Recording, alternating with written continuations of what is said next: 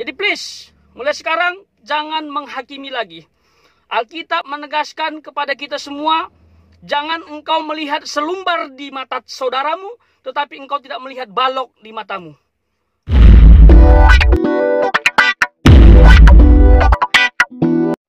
Shalom saudaraku yang dikasih Tuhan. Kembali lagi bersama saya Ronald Tahe Sitepu dalam program Kohelet Modern Channel. Tema kita kali ini adalah stop menghakimi orang lain. Nah, saya ingin membahas seorang tokoh. Tokoh ini ya sudah mulai terkenal sih di Indonesia ini. Bahkan katanya sampai ke seluruh dunia. Ya, dia memang terkenal. Tapi terkenal dengan keanehan berpikirnya. Menurut saya cara berpikir kacang goreng seperti itu. Tokoh tersebut adalah ini, Bapak Pendeta Henry Tan. Beliau menghakimi banyak orang menurut saya dengan statementnya. Kita tonton dulu deh videonya daripada saya ngomong banyak. Lebih baik bukti. Yang pertama adalah Pendeta Tong Kosong. Kemudian yang kedua, Pendeta Neko-neko ora nyoto ora raharjo. Ketiga, pendeta enaknya sendiri. Tiga pendeta ini cakar-cakaran, saudara. Tiga-tiganya doktor, tiga-tiganya pendeta kambing. Kenapa disebut pendeta kambing? Tiga-tiganya tidak nyembah Yesus sebagai Allah. Saya pikir kita semua tahulah siapa yang dimaksud, ya. Jadi menurut saya ini kurang sopan ya. Maaf ya Bapak Henry Tan. Bapak kurang sopan, memplesetkan nama orang, langsung aja sebut namanya, itu nggak gentle menurut saya. Sudah pasti itu, semua orang tahu kok. Udah pasti itu Bapak Insinyur Niko, Bapak Stephen Tong, dan juga Bapak Estra Soru. Itu yang Bapak maksud, cuman diplesetkan. Namanya diganti-ganti seperti itu. Nggak enak kita dengarnya. Alasan beliau mengatakan pendeta yang 3 orang ini tadi, pendeta kambing, karena nggak menyembah Yesus katanya. Nggak menyembah Yesus.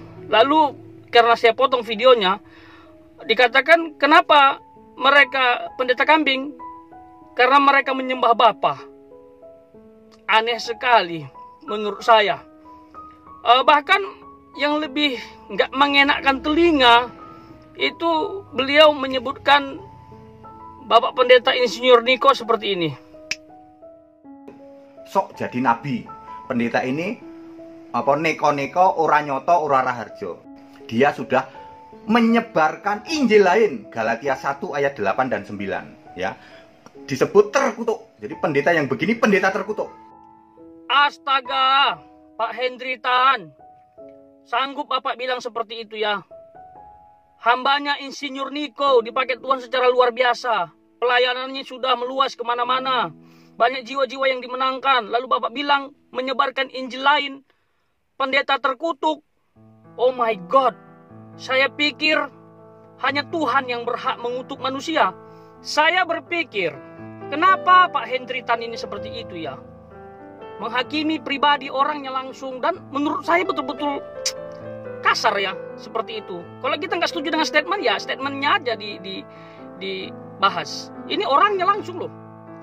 Ternyata jawabannya adalah ini. Yang pendeta neko-neko ora nyoto ora raharjo ya, yang dedengkotnya gereja bingung Indonesia. Tobat Pak. Ya, dulu ini kan mentorku ini. Apakah saudara bisa menganalisa? Mudah-mudahan saya tidak salah. Mengapa beliau seperti itu ngomong terkait dengan Bapak Pendeta Insinyur Niko? Saya kira dia sakit hati. Akar pahit. Pernah peristiwa terjadi di masa lampau yang membuat dia mungkin tidak serak atau tidak nyaman dengan Bapak Niko. Karena ada disebut, beliau ini adalah mentorku dulu. Lah, ada apa dengan mentor? Berarti mungkin dia pernah kecewa seperti itu. Lah, Alkitab mengajarkan loh Pak Henry, hormati pemimpin-pemimpin rohanimu. Pemimpin rohani harus kita hargai dan hormati. Saya juga punya rohaniawan atau bapak rohani. Saya pernah juga selisih paham, pernah juga ada kesalahan, tapi tidak membuat saya sakit hati, tidak membuat saya benci. Justru kalau saya ingat jasa-jasa setiap pemimpin rohani saya hormat. Karena melalui jasa beliau, saya bisa jadi seperti ini. Jadi seorang pelayan Tuhan, hormatlah. Kalau memang mentor, kenapa tidak dihormati? Lalu dibilang sesat, dibilang kambing, katanya mentor. Saya pikir cara berpikir seperti ini tidak pantas. Cara berpikir kacang goreng. Jadi mulai sekarang, stop menghakimi hamba-hamba Tuhan. Kalau Bapak tidak setuju dengan pendapat orang lain, singgung pemahamannya, singgung statementnya, patahkan dengan argumen Alkitab yang baik. Jangan hanya ngomong tak ada data, pakai data-data Alkitab yang akurat. Mari kita berapologia. Seperti itu, Alkitab menegaskan kepada kita semua, jangan engkau melihat selumbar di mata saudaramu, tetapi engkau tidak melihat balok di matamu. Artinya, jangan menghakimi. Waktu kita 24 jam diberikan Tuhan hanya untuk menilai diri kita. Waktu untuk menilai diri kita pun kadang-kadang gak cukup waktunya. Kita mau nilai orang lain. Itu bahaya. Jadi please, kepada semua saudaraku, berhenti menghakimi. Saya melihat beberapa akhir ini banyak orang yang menghakimi personal. Kalau sudah menyinggung orangnya, itu bahaya. Karena kalau dibilang orangnya sesat, berarti keseluruhan hidupnya adalah sesat. Tapi singgunglah pemahamannya.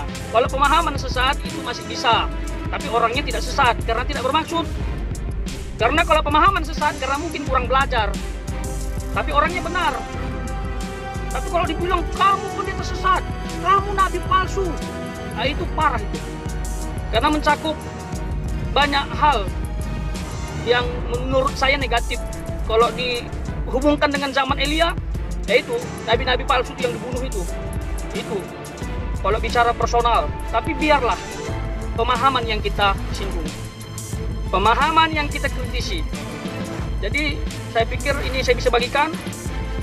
Pak Hendry Tan, please, Bapak terlalu berani menghakimi orang lain. Dan hamba Tuhan dimanapun berada, siapapun, kalau tidak setuju, berapologia yang benar. Tidak menjudge orangnya, tetapi mematahkan pemahamannya. Tuhan Yesus memberkati. Joy to the world, the Lord is come. Let earth